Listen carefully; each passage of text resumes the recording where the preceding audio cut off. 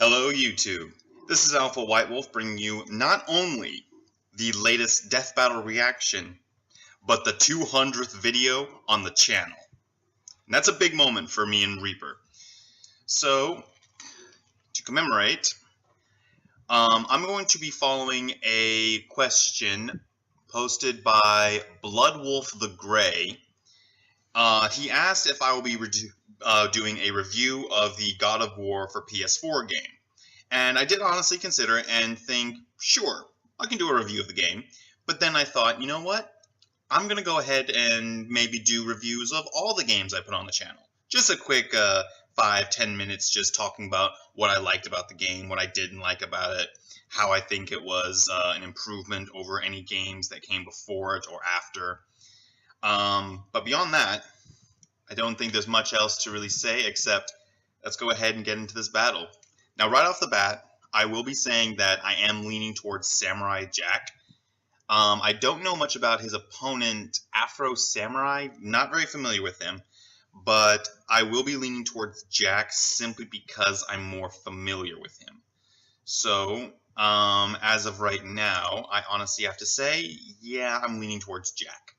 But for the time being, let's go ahead and get into this. Alright, here we go. This episode is brought to you by Honey, the free shopping tool that automatically finds the best promo codes on the web so you get the best prices for everything you buy online. We use it all the time. I'm using it right now. Look, I just saved $5 on pizza. There's no reason not to add Honey to your browser today. It's free, just takes 2 clicks to install, and will save you money. Click the link below to add Honey to your browser for free. Or go to joinhoney.com/battle. That's joinhoney.com/battle.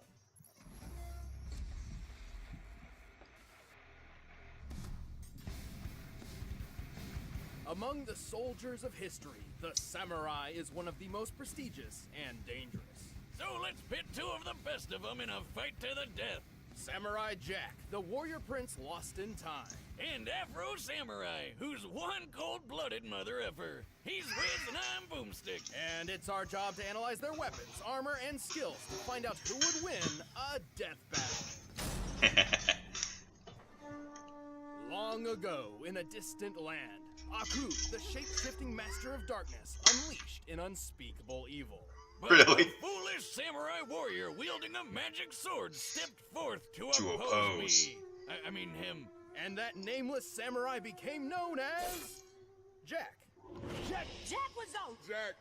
Yo, Jack was Jack. Doesn't really strike fear into your enemies. Young Jack was the son of a Japanese emperor who had imprisoned Aku years before. However, upon Aku's return, the emperor and his army were quickly defeated. The last of all hope remained in the hands of his son. Oh, look how small he is. Well, to prep for beating the snot out of Aku, little Jack traveled the world, training with the best of the best. Most notably, he learned horseback riding from a sheikh, staff fighting in Africa, wrestling from gladiators, axe throwing from a Russian boyar, mounted combat from the Mongols, martial arts from Shaolin monks, And archery from freaking Robin Hood. You know, everyone's favorite talking fox. Ooh, da lolly. Wrong Robin Hood. That's your opinion. Jack's progress was exceptional. At just 8 years old, he defended a whole village from a band of marauders. All before he could even legally drink the good stuff. 17 years later, he was ready for the final boss. He just needed one more thing. His pajamas. No, his katana. Katana, pajama, tomato, Alfredo. It's all the same.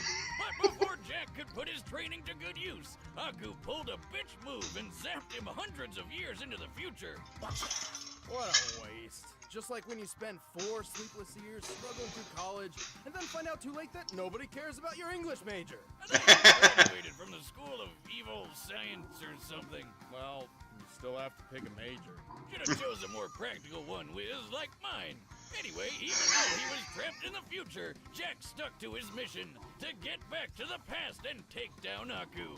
And he had the right weapon for the job. See, Aku cannot be harmed by conventional means. Thus, a special blade was forged by gods from Norse, Egyptian, and Hindu pantheons. This mystic sword is nearly unbreakable and absolutely incorruptible. And boy is Jack's katana an extremely effective weapon.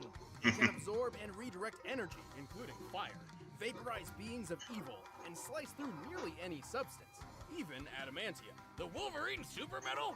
Why is that there? Probably just coincidental naming, but it is shown to be stronger than steel. Of course it is. So the sword's pretty awesome, but so is Jack. He's strong enough to push over this giant pillar, tough enough to survive a fall from orbit, and fast enough to defeat 6 bounty hunters in the time it took for 1 drop of water to hit the ground. By timing the drop, all this had to have taken place in about 1/3 of a second. He's like a ninja samurai. Ninja Mirai. Actually, he is trained in ninjutsu, which probably helped when he was forced to dodge beams of sunlight. For this one in particular, it's clear Jack began dodging after the beam was fired. By examining both Jack and the beam's movement frame by frame, we've concluded his highest reaction speeds must be nearly 70% the speed of light. Damn, that's fast. What can he do? Next thing you'll tell me he has the power to fly or something. Well, Jack can't fly, but he did learn how to Jump good. yes, that. I remember By strapping that. a giant boulder on his back, which compared to his height we can determine to weigh 39 tons, Jack learned how to leap high enough to clear these trees. Crouching tiger, hidden samurai. These trees are pretty big, and this jungle has a bunch of these ugly baboons running around. And if I were a betting man, which I am, I'd say that this is the African rainforest, where the average tree is about 130 feet tall. Tips on Jack from my basketball team. Guy's got hop. We haven't even mentioned the time he survived several exploding missiles with his friend, the Scotsman. Why does he look so familiar? Well, I like him. With so much talent, it was only a matter of time until Jack found his way home and defeated Aku once and for all. But it took a lot longer than it probably should have. 50 years, in fact. Yeah, good thing time travel makes you stop aging for some reason. Yeah. But Jack's a good-hearted soul, like a Boy Scout who hasn't discovered Twitter yet. He can be very gullible when it comes to more devious opponents. Also, he continues to prolong his lonely journey over and over, just because he frequently puts the needs of others before his own. Still, the forces of evil should watch out for Samurai Jack.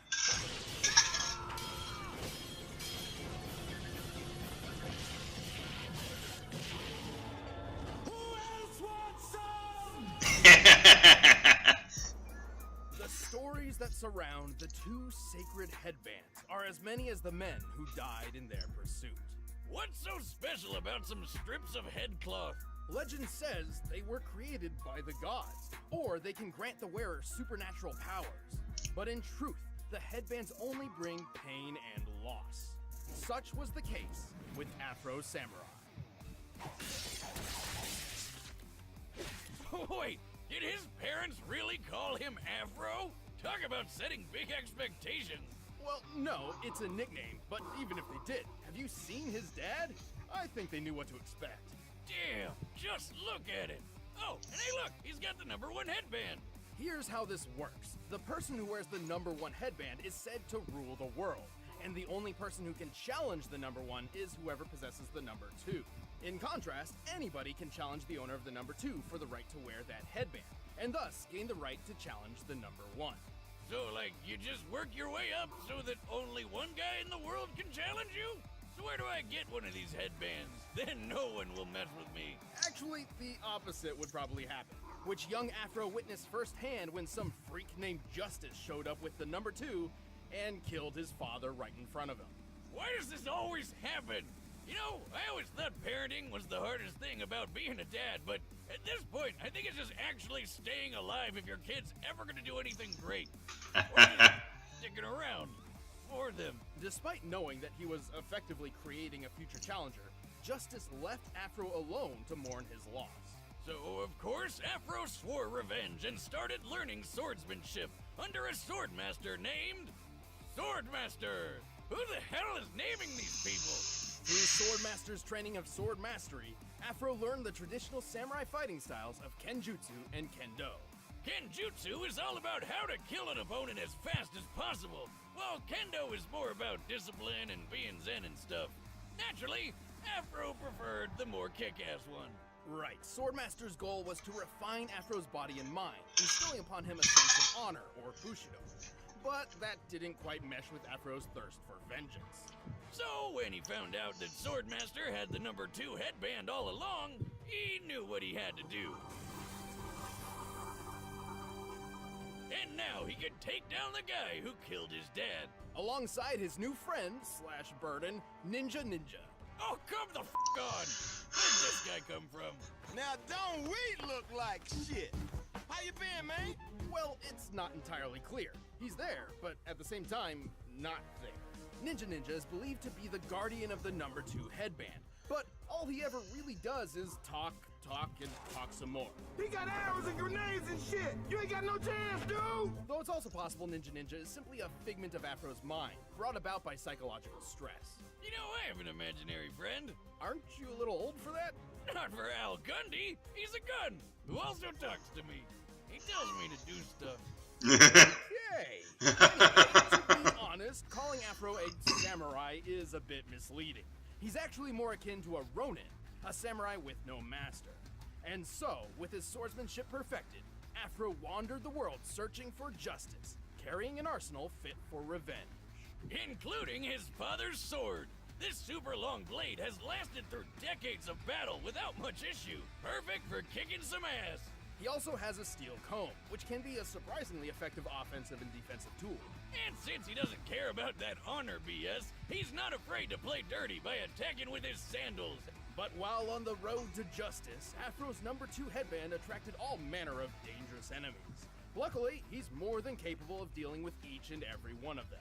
He's strong enough to cut other swords in half, throw his sheath through another guy's throat, and even tear off metal arms. Pretty impressive, as many modern metals have tensile strength as high as 80,000 pounds per square inch. Afro is fast enough to cut bullets out of thin air, and even a laser beam. I should note that it's not a plasma-based beam. It bounces off reflective surfaces, doesn't explode upon contact, and it's literally labeled a laser. This means Afro blocked a beam that moved as fast as light, more than 670 million miles per hour. Get this, that laser beam came from a robot version of Afro. Talk about metal! This Afro droid could easily smash up a car, and our boy Afro just tore it apart! He's survived getting hit by rockets, including this RPG that fragmented a giant cliff face. RPG in a backpack? I think I smell math coming. This tree nearby is most likely a Japanese mountain ash, which can sometimes grow as high as 30 feet. With that in mind, we compared its height to the fragmentation created by the explosion, and compared the resulting surface area to the shear force for granite. With this, we deduced the RPG's highest possible explosive yield must be around 72 tons of TNT. Damn, what kind of mega rocket launcher are these guys packing? And where do I get it? Many stood in his way, and Afro didn't get through them all unscathed. But by the end, he cut down justice, took his revenge in hand, and proved to the world that Afro Samurai is number 1. Why you gotta kill all my men? Why you gotta kill me? Nothing personal. It's just revenge. I think that's the definition of personal. Alright, the combatants are set. Let's end this debate once and for all. But first, looking at these swords makes me want to sharpen my knives for my Blue Apron meal tonight. Okay, so this is the ad. Oh man. So I always do love when they bring in the math, they bring in the statistics and things like that, because it makes it quite clear that they did do their homework, they did do their research, and they have put a lot of thought into their fighting calculations. As for the fight itself, this is one of those examples where they're both very similar, but I have to say that one of them just seems to have more to him. And I have to say that it looks like Jack has the more to him, so I'm sticking with Jack. That's my bet. My bet is that Samurai Jack wins.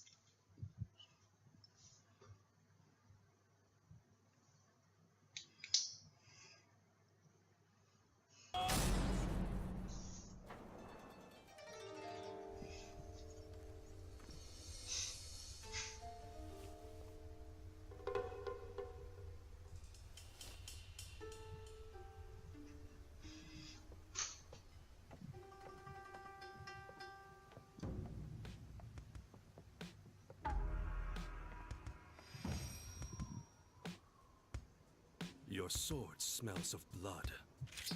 So does yours.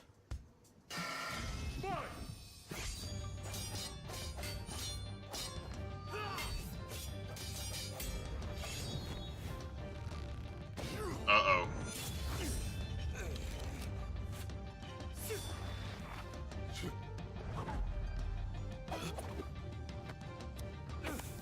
Oh!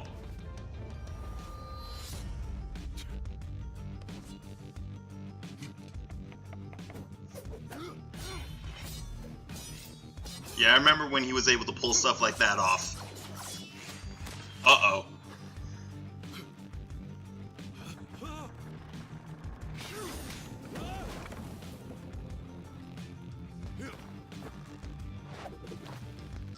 Huh.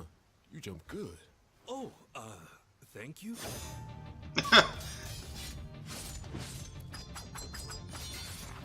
Uh-oh.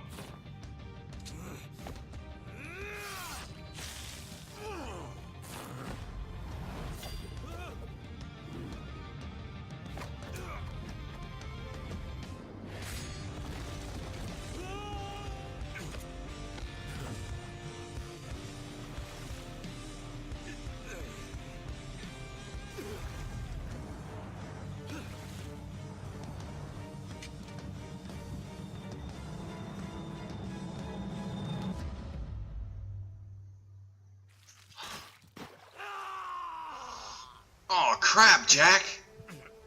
Wait. Oh, man!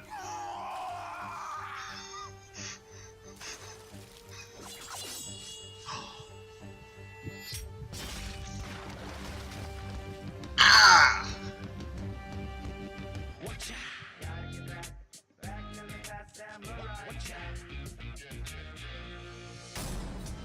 KO. So, like, is he gonna get his arm back? I hope so. Afro was an exceptional warrior, and his skills would absolutely dominate most sword fights. However, Jack has had a lot of experience with opponents who fight dirty, and Afro could not stand up to his physical superiority. Yeah, Afro never showed strength like how Jack lifted that 39-ton boulder. Jack could react as fast as 70% the speed of light. Afro did block that light speed laser beam, but based on the distance between him and the Afro droid, he only needed to react around 21% the speed of light to do this, still putting him at impressive relativistic speeds, but not even half as quick as Jack. Also, while Afro survived that mega-sized RPG explosion, don't forget how Jack survived a fall from orbit. While That's it right. does seem the spacesuit was responsible for Jack surviving re-entry, it certainly can't be held solely accountable for the final impact. Starting his descent from the Kármán line, or the boundary between Earth's atmosphere and space, Jack covered a distance of 62 miles in just under 7 seconds, moving well over terminal velocity, Thanks to being propelled by exploding space speed. which means his top velocity was approximately 37,000 miles per hour. Adding Damn. the spacesuit's weight to his own, this means his impact force must have equaled about 19 megatons of force. Way Ouch. more than anything Afro survived. And then he just got up and walked away. Badass. I know. Jack was just too fast, too strong, too tough, and too well trained for Afro The 2. training, that's right. I didn't even think about that. The winner is Samurai Jack. Thanks for watching. If you guys want exclusive Okay, commentary on the who's episode, next? just click that little box right over there. And if you want the battle music from this episode, you can get it by clicking the link in the description.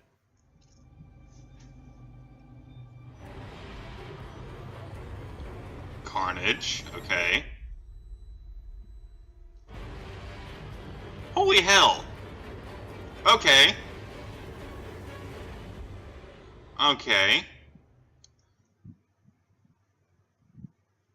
Alrighty. Well. Okay. So, where to begin with this? Alright, I think I'll start with the next time. One of the things that me and Reaper were talking about at one point was a proposed matchup between Carnage and Alex Mercer. Now, honestly, I don't know very much about Lucy because everyone has their anime that they like, and I just haven't quite gotten to the one that she's in, Elfen Lied, or I'm probably butchering that pronunciation, but I'm not very familiar with it. So Not very familiar with her. Kind of familiar with Carnage. Another matchup that I was considering doing, and this is actually one that I'm really interested in, is Mr. Incredible versus Luke Cage. That one's kind of interesting to me, and I want to know what you guys think down below. There was a third.